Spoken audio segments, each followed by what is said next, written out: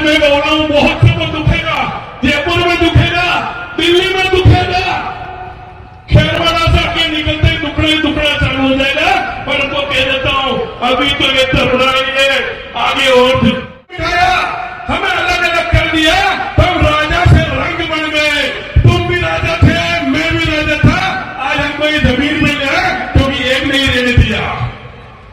आना है, मैंने इस बार आना नहीं है, इस बार राणा प्रताप बन के आना है। एक हामी होती नहीं हो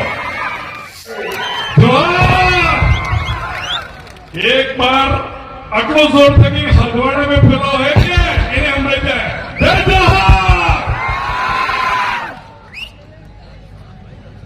विश्व में सब थकी पुराना बीज ने मारो जोहार। आज विश्व आदिवासी दिवस पर डूंगरपुर जिला में कोण आदिवासी ने खतरी की है ने संस्कृत में मैंने कही थी छतरी पर मारा बाप दादा लड़ता आया था। 1000 साल नो इतिहास है कि जे आदिवासी कटाणो और राजपूत कटाणो, राजपूत कटाणो आदिवासी कटाणो।